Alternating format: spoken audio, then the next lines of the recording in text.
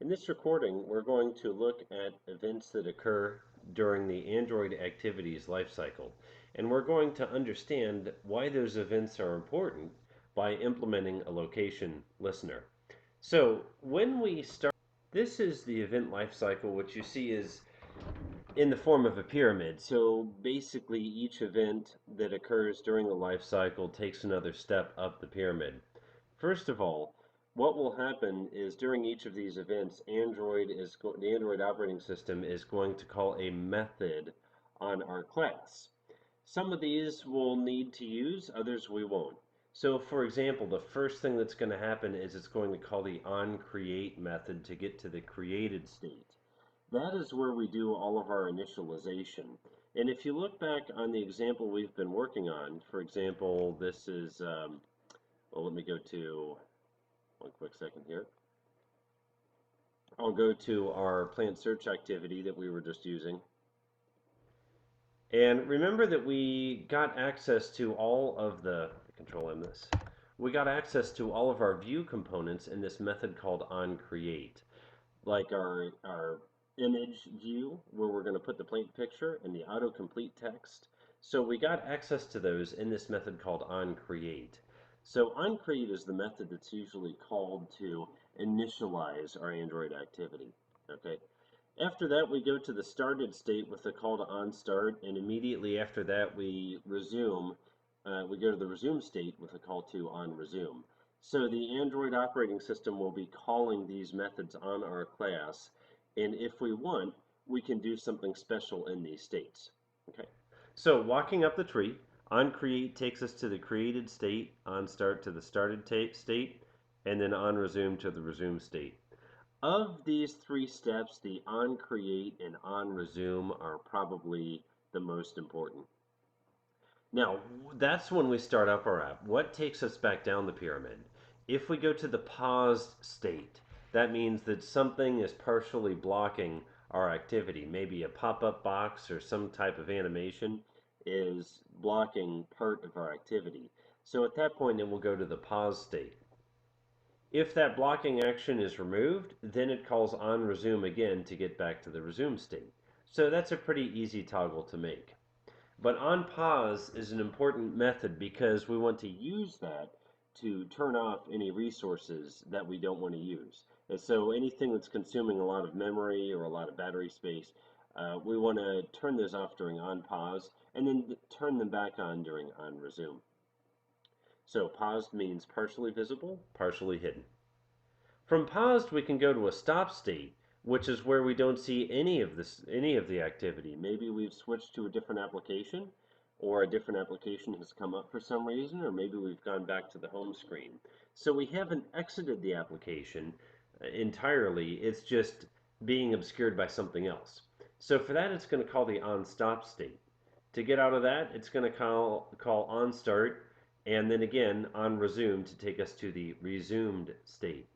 So the common denominator here is that we're always calling onResume to get to the resume state, and any path back down the hierarchy involves a call to onPause. Then finally, when we close our app, we're all finished with it, we want to remove it from memory, it's going to call a method called onDestroy. So as I mentioned, you won't need to worry about all of these methods all of the time. The most common are onCreate, onResume, and onPause.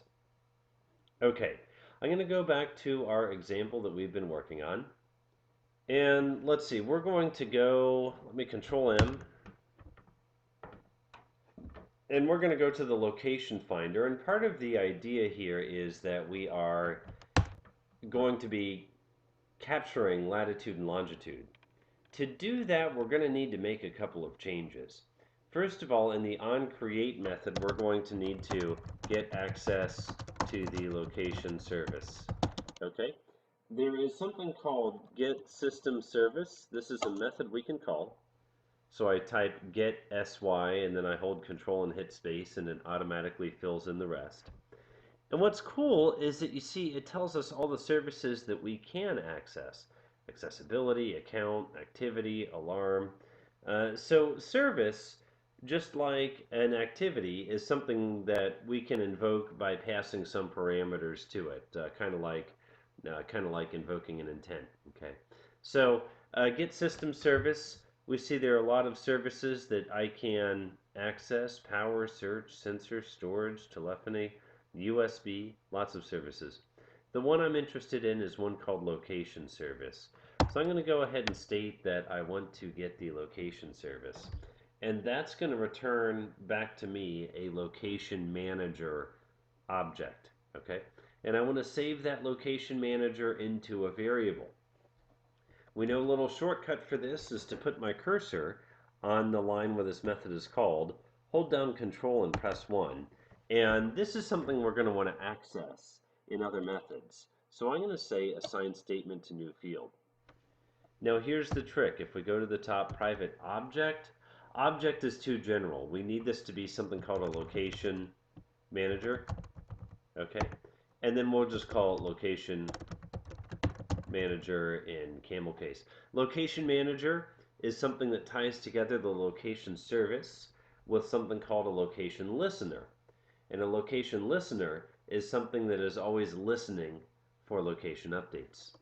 So I go ahead and hit enter. I see a red line on location manager. I mouse over and it says cannot be resolved to type. We know an easy way out of this is Control Shift O, and that will automatically organize imports. Now I move down here and we see type mismatch. And that typically means that this is not returning one of these. So we have to do a cast as we have done above. We cast by doing open paren, location manager, and then close paren, and save. Okay, so at this point we know the onCreate method is going to be called when our activity is created, when it's getting loaded. Okay, so what we want to do next is we want to subscribe to location services, and we want to listen for location changes. Now, there have been many times when we have needed to call a method, or we need to have a method, and that method is conveniently available to us. This is one time where that method isn't available to us automatically, so we have to do some things to get that method. The method that we're interested in is called onLocationChanged. Okay, and typically what we've done before when we've needed a method is we simply type on location, something like that, control space. The trick is that by default this method is not available to us.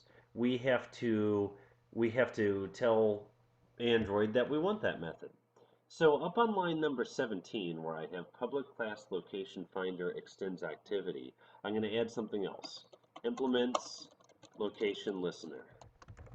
By doing this and then save, Control Shift O, organize imports. By doing this, I'm going to have all of the methods available that I might need. One trick is, though, I have to take one more step. If I look, my class location finder has a red line. It says the type location finder must implement the inherited abstract method location listener on provider disabled. That's kind of wordy. All we need to know, though, is to hit this add unimplemented methods, and that will give us the methods that we need to use. So I scroll down and here's on location changed. So I'll put a little bit of quick Java doc over this. This method is called when we get an update to our location. Now remember, I'll go ahead and save. If we remember in onCreate, we have this txt latitude value and txt longitude value, and we want to update those with the lat and longitude when our location changes. So I'm going to go back to that method, and I'm going to say txt lat control space will autocomplete txt latitude value dot set text. Okay, and now I'm going to need to put something in there. What just so happens, this location arg0, if I take a look at that, arg0 dot get, oh, one second,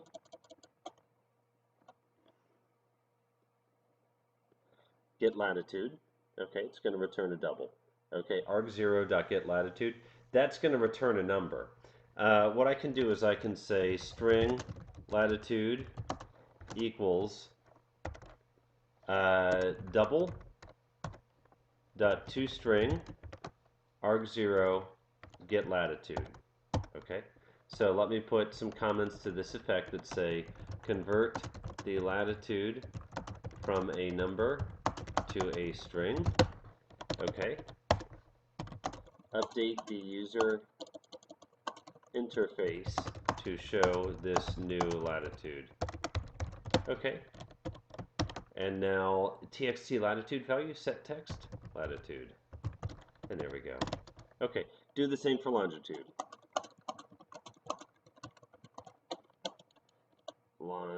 Almost got it. Longitude. There we go. Almost. Okay, longitude. Type quicker than I should maybe. Okay, string longitude equals double dot toString arg0 get longitude. Whoops. Okay, and then txt longitude value dot set text longitude. There we go. Oop, I missed an open and close parenthesis here. Okay, so this method will be called when we get a new location. Okay, one moment. Okay, so this method will be called when we get a new location. And what we're going to do is we're going to ask that location, which is this parameter right here, which is passed into the method. We're going to ask it for its latitude value and its longitude value. Okay? There's one thing missing though. We have to somehow wire this up with the location manager that we have created in our onCreate method. Somehow we have to wire these two up. So what I'm going to do is in the onCreate, I'm going to make a method called request location updates. Okay. And it redlines because I'm calling a method that does not exist. I just put in a method call here, but that method doesn't truly exist yet. So I hold down Control and press 1, and I'll say create the method. That's fine. And here we go, request location updates. What I'm going to say now is location manager dot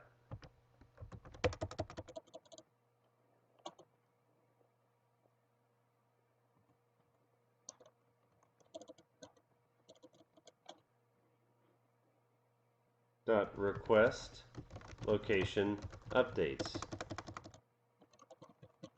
And we see there are several signatures of this method. There's one that I like that first asks what kind of location we want, what kind of location updates we want. There are essentially two options. There are actually a few more, but basically there are two options. There is GPS satellite, which is good because it's available worldwide and it's free. And then there is cell tower triangulation, which depends on your cellular provider. There might be a cost associated with it, but it's very fast. So those are the basic two options.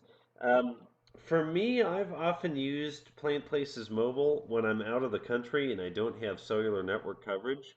So GPS I usually use by default there. GPS, what we're doing is we're using the satellites up in space to calculate our position. And it can take some time to acquire that satellite information. And so once it's acquired it and once it's cached it, then it has it and then responses are much faster. So if you stay in roughly the same area, you'll find the very first time you try to get a location, it might take some time, but thereafter it'll be very responsive. When I've gone on cruises, a lot of times I'll GPS plants when we go into a port. And because a cruise ship might move several hundred miles, or even could be as much as 1,000 or so between ports, I've oftentimes dramatically changed my location, and in those times, it still thinks my phone still thinks I'm in the previous location. It can take some time to acquire new GPS satellites. There is a third option, which is an option where it uses GPS satellites intelligently. First, it starts by using cell tower triangulation, and then once it does that, it uses that just to locate the GPS satellites. So that kind of speeds up that first attempt. Okay. After that, then it uses the GPS satellites, which are free and available worldwide. So cell tower triangulation is faster if you're on your cellular network, but you have to be on the network. GPS, on the other hand, does a better job of telling that you're going in a certain direction. Okay, and it can also determine things like altitude. So GPS is usually what I prefer. So I'm going to say location manager.gps provider. That's the first argument. The second argument is how often do you want updates? So I'm going to say 60, let's say 60 seconds per minute times 1,000 milliseconds. This is a number in milliseconds, okay? So it's going to be a very large number for something even as small as 1 minute. Okay, so we can just do the math in line. The next option is you want to receive updates when you've changed this many meters. I'll specify that to 0. The next option, just type in this. It says we want the updates to come to the current class. Okay, so there we go. Now, let me describe again. We know what the GPS provider is. We can specify a time interval for updates, or we can specify the number 0, which just means update as frequently as possible. Alternatively, or also additionally, we can also specify a distance. So only update me when I've changed this distance. Okay. If you set these both to 0, it will update the GPS as frequently as possible. You don't want to do this because this is really going to drain battery life. Okay, this is really going to drain battery life. So advise against that. You should set one or the other of these two parameters. Either give it a minimum time for updates or a minimum distance. Set at least one. Just out of curiosity once, I tried it with 0 and 0. 0 for time and 0 for distance to see how frequently it would update. It updated very, very frequently, but again, that's a big drain on battery life. Finally, we're passing in an object that's going to receive method calls when the location changes. So at this point, I think we're in good shape. I'm going to go ahead and choose save. Okay, a couple more things we're going to want to consider before we make this live is that do we need to continue to receive location updates in the paused and stop states? Probably not, because this is a battery intensive operation. So what we want to do is we want to turn off updates when we're in the pause state, and we want to turn on updates when we're in the resume state. Okay, so we know that on pause and on resume are the two important methods. What I can add here is I can add, when I'm outside of a method, I'll create a new method. I'll say on P, control space, on pause, gives me what I need, and then on resume. On R, on resume, and that gives me the method that will be called when we enter the resume state. Okay, this method will be called when we enter the resume state. Okay, this method will be called when we enter the pause state. A good place to turn off resource consuming services. Okay. Okay, so let's make another method then. One more method. We'll say private void remove location updates. Okay. And for this, we just say location manager remove updates. This. So we say don't worry about updating the current object anymore. Okay? Don't worry about updating the current object and invoking on location changed anymore. Okay, remove location updates. I'm going to call that from on pause. Remove control space, remove location updates. So when we go into a pause state, we're going to unsubscribe to the location service. On the resume state, we'll subscribe to the location service. Okay, request location updates, and there we go. Okay, subscribe to the location service or location updates, and save. At this point, we should be in good shape. Um, I might do one more thing. On request location updates, the first thing I'm going to do is say if location manager is not equal to null, and then open curly and close curly. And that just makes sure that we have a location manager before we subscribe to updates. So I'll put a comment to that effect. If we have a location manager, subscribe to updates. Subscribe to location updates. And I save. Okay, so what have we done? In the onCreate method, we've gotten access to the location service. Okay, we store that in this thing called a location manager, which is an object or an attribute of type location manager.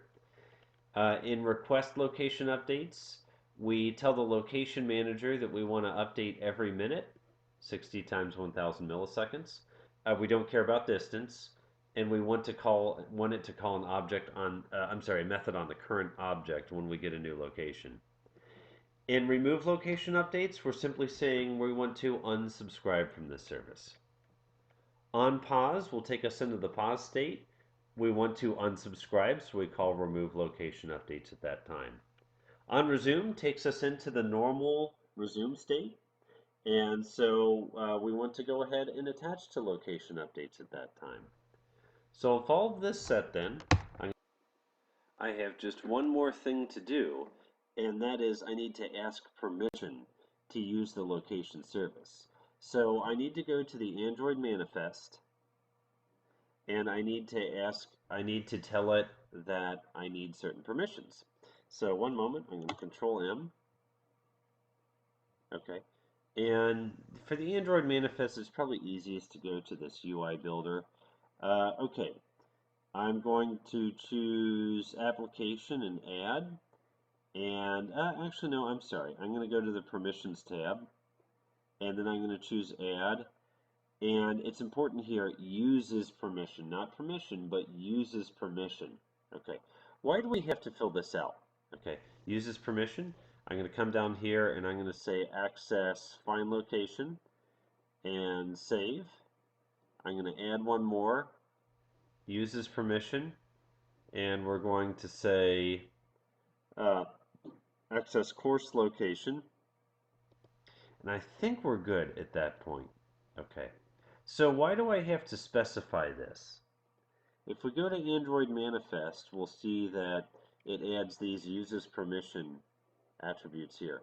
The reason why I have to specify this is if you've ever downloaded and installed an Android app, it gives you a screen at the very beginning that tells you what permissions the app is requesting so that you know what that app is doing. You know what it's accessing on your phone. So you can't, harder to do malicious software that way because the user has to acknowledge, okay, this is going to access location information. I'm going to acknowledge that. A few important quality notes here. First of all, in the Android guidelines, you should request the bare minimum permissions that you need. You need to request all of the permissions that you need, but you should not request any extras. That's a biggie. So make sure that you're requesting only the permissions that you need.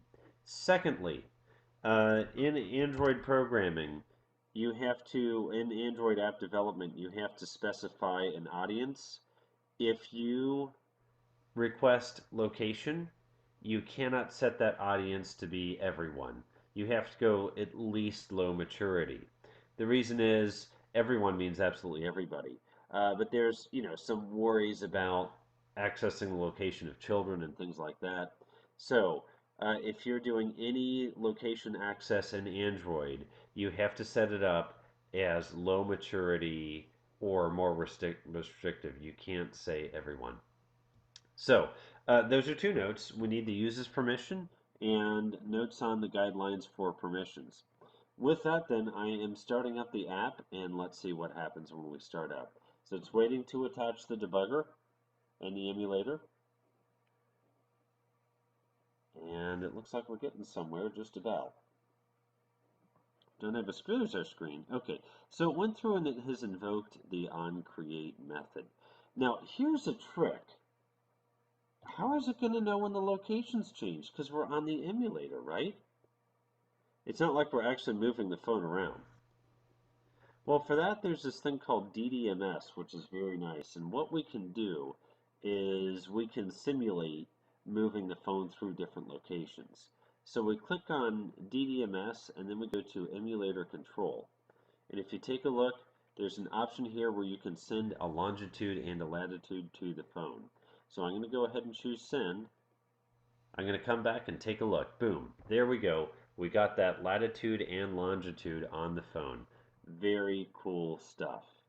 Okay, since I've set this up in the debugger then, let's set some breakpoints. Let's go back and set some breakpoints and watch what happens. Okay, I'm going back to Location Finder.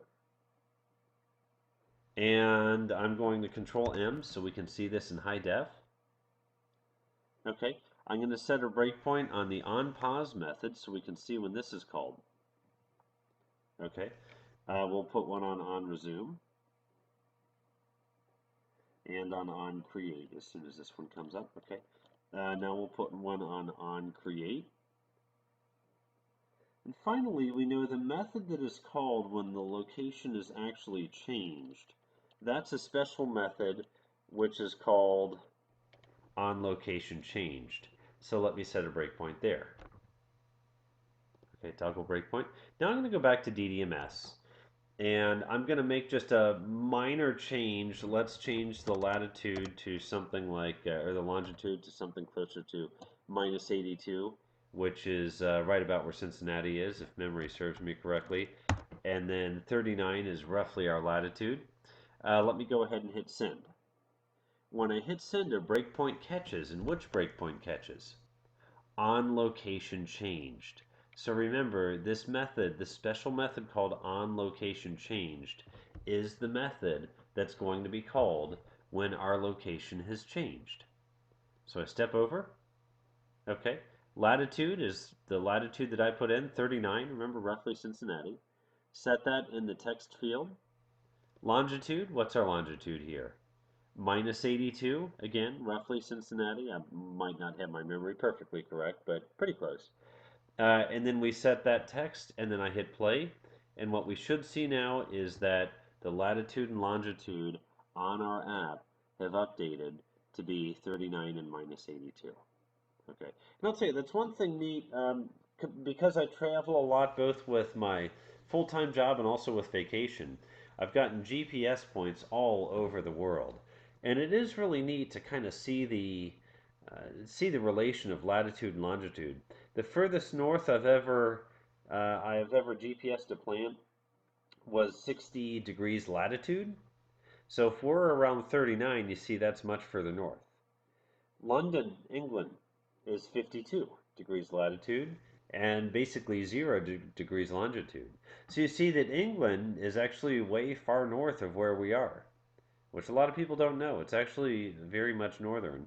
The temperatures are moderated because of the ocean, but nonetheless, England is very north.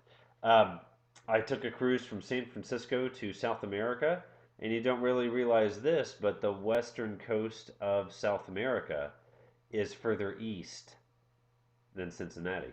The western coast of, say, Chile is further east than Cincinnati is. Very interesting stuff. So it's funny when you look at latitude and longitude, you really get an idea of what the world is. And I mean, I know that sounds weird, but it's really interesting.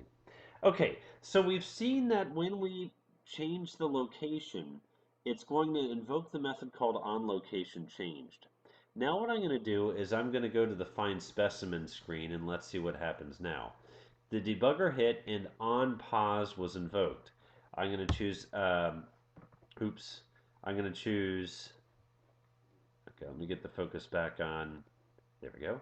Okay, I'm going to choose the step over command, which means just execute this. Now for this one, remove location updates, I'm going to step into. Okay, and what we see here is we're saying uh, unsubscribe from location updates. And then I'll play. As soon as I play, it's going to finish tearing down our current activity and it will bring up the search activity. So our first location finder activity has now gone to the background. It's now in the stopped state and we're back to, and we are in our search activity. I'm going to hit the back button now and let's watch which method gets called. On resume. Note that on create didn't get called. Okay, just on resume. So you see, we went on paused, and then we didn't see this, but we went to on stopped. Then we went to restart, start, and resume. So this is the path that we've just followed, purely by going from our current location activity to an advanced search activity. This is the path that we followed. Okay, we turned off location updates in the on pause. Okay, we turned off location updates and on pause. We're turning them back on right now in on resume. Okay, and let me get my clips back up. Okay, so you see on resume. Okay, I'm going to click the step over, go ahead, and then I'm going to click step into so we can see this request. The request simply reattaches us to the location manager, which will give us GPS updates. And I hit play. Okay, I hit play and our screen comes back up. And now if I wish, I can go into the DDMS and I can change my latitude and longitude. Okay, there we go. And send. Okay, when I hit send, it's going to hit my breakpoint that we've already seen before and on location changed. I'll play that through and it updates our location. I go to find specimen again, and remember this is going to call on pause, which is going to turn off location updates. I go ahead and hit resume. But what I want to show you now is that when our screen is in the background, when our location screen is in the background, I can hit this DDMS and I can send location updates all I want, and it's not going to affect our application. So let's say I change this to 80, and let's say I change this to 33, and I hit send. And wait, what happened? Absolutely nothing. Our breakpoint did not hit. You see, we're no longer subscribed to locations. Don't underestimate the importance of this. If you are using locations in your app, the resume and pause is very important. It's very important to turn off locations and on pause. Similarly, if you're playing music and you don't want that music to be available when the application is hidden, turn it off and on pause. As a matter of fact, this is a major quality requirement for Android development. You must turn off resource consuming services in the on pause unless you actually want them to continue running in the background, which you usually don't. I say this from experience. When I first used locations, I was in England at the time, and I was trying to wire up latitude and longitude. And so what I did is I left on the, let me go back to our Java view here. When I subscribed to locations, I left both the time interval. Let me go back and find this just a second, please. Should be request location. Yeah, there we go. When I first was playing around with this in the UK, I left the time interval to 0 and the distance interval to 0. And on request location updates, I had it show a toast whenever it got an update. It got a lot of updates. I mean, more than one per second, because the toast just kept popping up. And what was funny is I closed my app and the toasts continued to pop up. And I realized I had done something wrong because when I closed my app, those toasts should have stopped. The reason why they didn't is I did not remove location updates in the on pause. So my app would close down, but this location listener was still grabbing updates from the GPS service and consuming a whole lot of battery life. So it is important if you're using something like locations, make sure you have this on pause method and make sure that you're turning off those services when something obscures your screen or when your screen is sent to the background. If not, you'll eat up a lot of battery juice. And if you eat up a lot of battery juice, the world will hate you, and they will take that out on you on your ratings on the Google Play Store. So it's very important. Turn off, uh, turn off things like GPS locations when your app is exited. So quick review. This is the Android lifecycle. On create initializes everything. So we want to do any initialization like get references to our layout there. Then we call on start, and quickly after that call on resume. On resume is when it's good to subscribe to things like location service. Okay. Once our activity goes into the background, even if it's just partially obscured or if it's completely obscured, it's going to call on pause. So that's a good time to unsubscribe from services. When it is totally obscured, it's going to call on stop method, and either paused or stopped can bubble back up and be resumed, but either way it's going to call the on resume method again. So any exit from the resume state is going to call on pause. Any entrance to the resume state will call on resume. Okay, so that's where we tend to toggle services on and off. Once we close the app entirely, it's going to call on destroy. That's one we don't worry about too much. So on create, on resume, on pause, those are the three most important. Okay. Other things that we saw is how to get access to a system service like the location service by using a string constant here. Then we had to cast to location manager, and then we request location updates. I put that in a separate method because request location updates is called from both on create and also on resume. Both of those methods will call request location updates. Okay. On pause, we had a call remove location updates, which simply takes those, unsubscribes those two.